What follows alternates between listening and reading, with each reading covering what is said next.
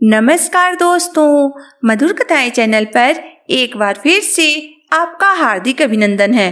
तो आज की मेरी कहानी का शीर्षक है नीले दाग। तो चलिए शुरू करते हैं आज की अपनी ये कहानी।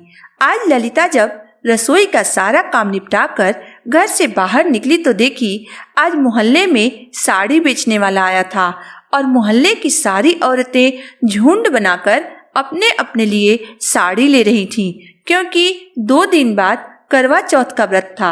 इसलिए सारी औरतें व्रत के दिन शाम को नई साड़ी पहनती हैं और चांद की पूजा करती हैं तथा भगवान से अपने पति की लंबी आयु और 7 जन्मों तक उसी पति को पाने की प्रार्थना करती हैं।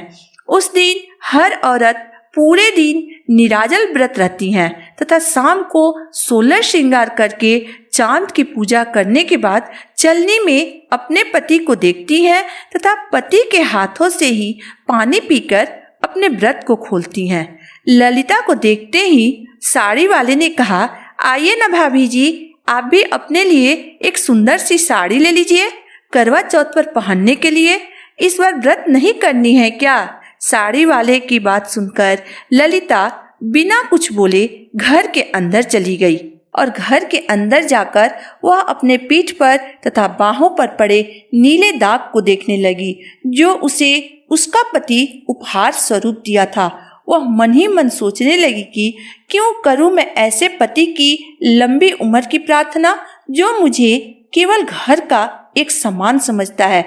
पत्नी तो कभी समझता ही नहीं, जब चाहे तब अपनी गुस्सा मेरे ऊपर निकाल देता है। क्यों मैं इसी पति को 7 जन्मों तक पाने की कामना करूं जो मेरे भावनाओं को, मेरे प्यार को अपने पैरों तले रौंद देता है, कुचल देता है। मुझे अपने शरीर पर 7 जन्मों तक नीले दाग नहीं बनवानी है। ये सोचकर उसके आंखों से झरझर आंसू बहने लगे। रात की पिटाई के बाद उसके पूरे शरीर में बहुत दर्द हो रहा था, इसलिए उसने आज एक बहुत मजबूत फैसला ले ली कि आज से वो अपने पति के लंबी आयु के लिए करवा चौथ का व्रत नहीं करेगी और न ही उसे 7 जन्मों तक पाने की प्रार्थना करेगी, क्योंकि इसी जन्म में उब गई थी वो ऐसे पति से। ललिता का पति एक दिहाड़ी मजदूर था।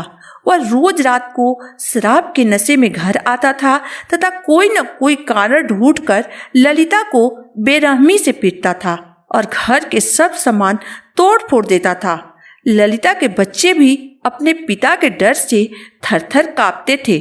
ललिता के शादी को 10 साल हो गए थे, परंतु वह अभी तक पति के प्यार के लिए, पति के 2 मीठे शब्द के लिए तरस गई थी। वह कभी भी अपने पति तथा पिता होने का फर्ज नहीं निभाया था। ललिता घरों में दाई की काम करके अपना और अपने बच्चों का पेट पालती थी, तब भी उसका पति उसे चैन से जीने नहीं देता था। उसके शरीर पर हाथों तथा डंडों से नीले रंग का दाग उकेर देता था, इसलिए वो हमेशा उदास रहती थी। करवा चौथ के एक दिन पहले जब वह मजदूरी करके घर लौटा तो उसके हाथों में मिठाई का एक डब्बा था।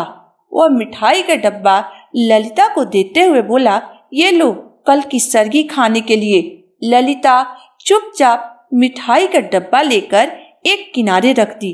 रात को खाना खाने के बाद सारा काम निपटाकर ललिता अपने बच्चों के साथ जाकर सो गई।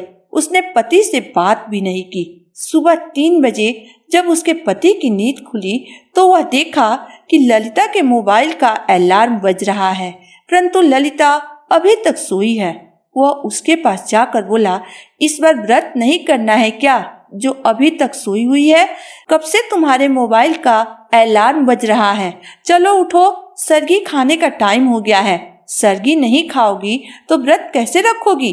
पति की बात सुनकर ललिता गुस्साते हुए बोली, नहीं करना है मुझे करवा चौथ का व्रत। नहीं चाहिए मुझे 7 जन्म तक तुम्हारे जैसा पति। मैं भगवान से यही प्रार्थना करूंगी कि तुम्हारे साथ मेरा यही अंतिम जन्म हो। ललिता के इतना कहते ही उसका पति हंसते हुए बोला, ठीक है, तुम मुझे सातों जन्म नहीं पाना चाहती है तो कोई बात नहीं, परंतु मैं तो तुम्हें ही सातों जन्म पाना चाहता हूँ। इसलिए इस बार मैं करवा चौथ का व्रत करूँगा तुम्हारी लंबी आयु के लिए और भगवान से तुम्हारे जैसी ही पत्नी सातों जन्म तक पाने की प्रार्थना करूँगा। और यह कहते हुए वह 2 मिठाई के टुकड़े अपने मुंह में डाल लिए सर्गी के नाम पे। तो दोस्तों, आज की मेरी कहानी यहीं तक थी। दोस्तों, पति पत्नी का रिश्ता प्यार की डोर से बंधी होती है। इस रिश्ते में एक दूसरे के लिए प्यार, विश्वास और सम्मान होना चाहिए, न कि एक दूसरे की भावना को चोट पहुंचाने की। करवा चौथ, तीज तथा वट सावित्री व्रत इस रिश्ते को और भी मजबूत बना देता है। अपने जीवन साथी के प्रति आत्मसमर्पण की भावना को और बढ़ा देता है।